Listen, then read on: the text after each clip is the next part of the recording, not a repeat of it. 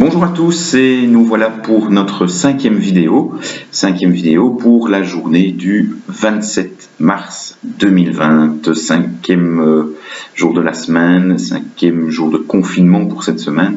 Ça fait déjà 2 semaines d'ailleurs qu'on est dans ces conditions-là. Vous avez remarqué que nous avons un autre décor aujourd'hui. Eh bien c'est parce que nous nous invitons chez quelqu'un, on a une invitée. On va voir ça dans un petit instant. Tout d'abord, les réponses des défis d'hier. Donc, comme je l'avais dit, je ne sais pas vérifier précisément chez vous. Tout ce que je peux faire, c'est donner une échelle, une estimation, un chiffre médian, un chiffre moyen pour la cuisine. Une surface d'une cuisine, c'est en général entre 6 et 20 mètres carrés. Donc, ça dépend évidemment si vous êtes en appartement, si vous avez une grande maison, etc. Mais en général, c'est entre 6 et 20 mètres carrés. Ça ne veut pas dire qu'il n'y a pas des cuisines en dessous de 6 mètres carrés, qu'il n'y a pas des cuisines au-delà de 20 mètres carrés, mais normalement, ça tourne entre 6 et 20 mètres carrés. Dans le même ordre d'idée, au niveau des chambres, les plus petites chambres, normalement, dans la construction, on ne peut pas construire des chambres plus petites que 9 mètres carrés. Donc normalement, vos chambres doivent avoir entre 9 et peut-être que ça va jusque 20 mètres carrés. Alors certains ont peut-être même encore plus grand s'ils sont dans un grenier ou s'ils ont la chance d'avoir une chambre, peut-être 2 pièces qui ont été mises ensemble et que ça fait une très grande chambre avec pièces de jeu ou quoi que ce soit. Mais en général, entre 9 et 20 mètres carrés. Et puis enfin, la surface de la région de Bruxelles-Capitale, donc je rappelle, c'est les 19 communes pour cette ville-région. Ce qui est un peu particulier évidemment, c'est que c'est une région qui est égale à une ville. Et c'est 161 km² et 38 hectomètres². Donc 16 138 hectares si on calculait en une surface agraire, mais ça ne se calcule pas comme ça, une région. Donc vous imaginez, ça fait 16 138 fois 2 terrains de football. Donc à peu près 30 000 terrains de football correspondent à la surface de la région de Bruxelles-Capitale. Eh bien, commençons tout de suite avec notre invitée. Enfin, tout de suite, ou presque tout de suite, c'est Madame Deplu. Alors, pourquoi est-ce qu'on a invité Madame Deplu? Bonjour. Bonjour. Eh bien, tout simplement parce qu'elle a connu la Deuxième Guerre mondiale. Vous entendez parfois parler de guerre dans ces jours-ci. On va voir que ce n'est pas tout à fait la même chose, évidemment, ce n'est pas une vraie guerre ce qu'on vit, mais Madame Deplu a vraiment vécu la guerre. Vous aurez remarqué qu'on a gardé nos distances physiques, distances sociales, puisqu'on doit être à 1,50 m l'un de l'autre, donc on fait bien attention à la sécurité. Alors, première chose que je voulais vous poser comme question, c'est qu'on parle de confinement, on doit rester à la maison. Est-ce que c'était la même chose pendant la Deuxième Guerre mondiale? Est-ce que vous avez vécu déjà le confinement? Non, mais il y avait un couvre-feu. Voilà. Qu'est-ce que c'était un couvre-feu? Donc, on devait occulter donc, les fenêtres pour qu'aucune lumière n'apparaisse. Ceci, évidemment, pour éviter d'avoir des repérages pour les avions. Et puis, bon, voilà, on restait à la maison, on lisait, on répétait. Même pendant la journée, alors? Ah oui, pardon. Même pendant la journée?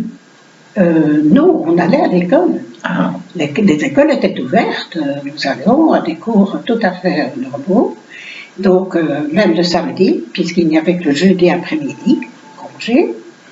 Et puis, non, on circulait normalement de jour, évidemment.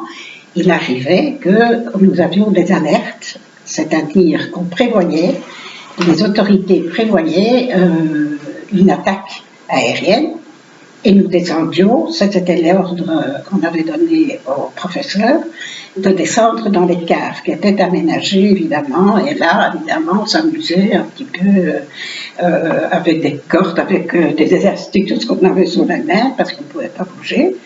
Et quand l'alerte était terminée, on remontait dans les classes et les cours continuaient. D'accord. Et donc, c'était des bombardements, vous avez connu des bombardements? Tout à fait, j'ai connu des bombardements, étant donné que le Tour et Taxi, à l'époque, était une gare où des marchandises arrivaient. Donc c'était un point de mire pour les avions. Et ils ont eu plusieurs nuisances par des bombardements, mais les quartiers environnants ont également beaucoup souffert de ces attaques aériennes. Oui, donc il faut rappeler que Tour et Taxis, nos élèves le connaissent puisque l'année passée, on avait été voir une exposition sur l'environnement et c'était à Tour et Taxis. Et donc c'est à côté du canal. Et donc le canal était bombardé aussi sans doute. Oui, parce qu'il y avait certaines usines, comme par exemple Michelin. Et là, dès 40, on a bombardé donc l'usine. Et il dégageait une odeur de caoutchouc qui a duré évidemment plusieurs jours avant de se dissiper. Parce qu'au début de la guerre 40,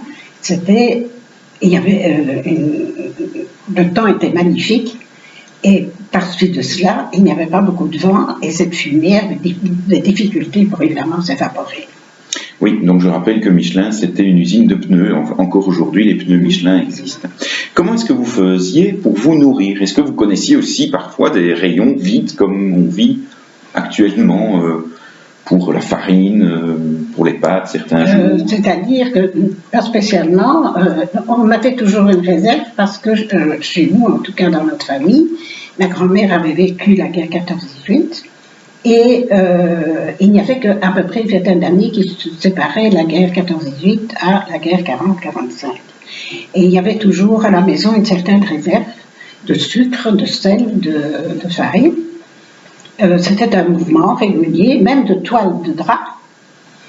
Et il n'y avait pas cet affolement à ce moment-là, je ne m'en souviens pas, mais ce qu'il y a, c'est que nous étions rationnés.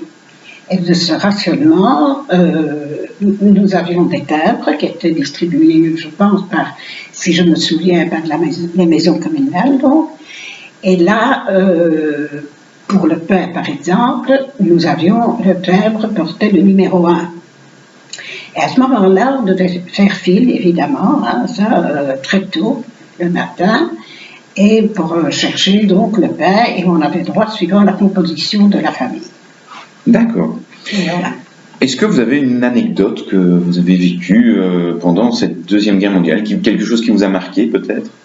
Mais ce qui nous a très marqué, je pense que c'est en 42-43, mais plutôt l'hiver 42, pour la Saint-Nicolas, un matin, dont le matin de la Saint-Nicolas, nous sommes rentrés en classe et sur chaque pupitre, nous avions une orange.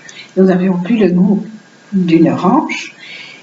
Bon, on connaissait le fruit, mais le goût, nous ne l'avions pas. Et notre institutrice nous a obligés, c'est-à-dire à conseiller de manger cette orange à la récréation du matin. Voilà. D'accord. Très bien. Peut-être une dernière chose, est-ce que vous avez vu des soldats allemands de près? Est-ce qu'ils étaient effectivement dans la ville ou pire? Oui, on les coudoyait automatiquement parce qu'il y avait donc aussi une surveillance quand on allait au centre-ville ou n'importe de Bruxelles. Nous les voyons, ça c'est tout à fait, et la commandanture se trouvait place du Trône. Donc c'est le quartier général des soldats allemands, en fait. Des soldats allemands, voilà. D'accord. Alors j'ai une autre anecdote, là elle est moins, disons, c'était un peu pour une petite fille que j'étais à l'époque. Donc nous habitions une maison et une après-midi, en début d'après-midi, j'étais malade, je me trouvais donc dans une pièce à côté du bureau de mon père et à un moment donné, il y a eu un bruit dans les escaliers. J'étais très effrayée parce que étant malade, très effrayée. Et au moment où j'ai entendu parler une langue que je ne connaissais pas, très gutturale, j'ai ouvert la porte du bureau de mon père, mais comme j'avais une otite, donc c'est une infection de l'oreille, on m'avait mis un bandage. Et j'ai ouvert cette porte, et, tout étonné et effrayé.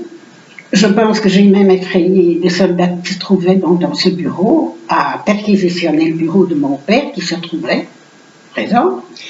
Et puis j'ai tout de suite refermé cette porte J'ai entendu parler allemand, mais comme mon père parlait parfaitement cette langue, tout d'un coup, il y a eu un bruit terrible dans l'escalier. C'était les bottes des soldats allemands qui redescendaient et qui partaient. C'était une inspection qui était faite par la gendarmerie, qu'on appelait à l'époque. Et puis, tellement que j'étais effrayée, mon père est arrivé, et puis bon, voilà, ça s'est passé, mais c'est resté dans ma mémoire, je crois, pour le restant de mes jours. Ah oui, certainement. Et alors, pourquoi est-ce qu'ils sont partis aussi vite Mais parce que mon père leur a expliqué que j'avais une maladie contagieuse. Et alors, donc c'était un peu sensationnel de les entendre. Maintenant, j'en ris, mais à ce moment-là, je riais pas du tout. Et puis voilà, voilà. Eh bien, merci pour ces explications et ce petit bout d'histoire sur la Deuxième Guerre mondiale. On voit que c'est autre chose aussi que ce qu'on vit pour l'instant, malgré tout. Très bien. Eh bien, je passe tout de suite au petit défi mathématique pour aujourd'hui. Alors, on a vu la vitesse horaire un peu avant que l'école ne soit, que les cours ne soient suspendus. Alors, deux petits défis mathématiques. Imaginez que quelqu'un roule à 30 km à l'heure dans les rues de la région de Bruxelles-Capitale et il doit parcourir 8 km. Sa vitesse est constante, il n'y a pas de feu, il n'y a pas de trafic, un peu comme pour l'instant. Et donc, en combien de temps va-t-il mettre pour parcourir ces 8 km? Donc, je rappelle, sa vitesse horaire est de 30 km à l'heure. C'est une vitesse, c'est une unité de mesure composée d'une distance et d'une durée, 30 km à l'heure. Et il doit parcourir 8 km. Combien de temps va-t-il mettre pour parcourir ces 8 km? Deuxième petit défi, toujours avec la vitesse horaire. Cette fois-ci, c'est un avion cargo qui apporte les masques. Il vient de Chine, du fin fond de la Chine, un peu plus loin que Pékin, et donc il a 9000 km à parcourir. Pékin-Bruxelles, c'est à peu près 8000 km pour avoir une idée. Donc ici, c'est 9000 km à parcourir, et il le fait en 12h30. 9000 km en 12h30, je demande ici la vitesse moyenne, la vitesse horaire de cet avion. N'oubliez pas d'estimer, ça donne toujours une petite idée. Voilà, merci à vous. On se retrouve la semaine prochaine. Donc, ce week-end, petite pause. J'enverrai un petit message pour vos parents pour donner quelques informations sur les cours, sur l'école, etc. Et puis, nous, on se retrouve lundi. Enfin, j'espère en tout cas qu'on se retrouve lundi pour la suite de nos aventures. À bientôt!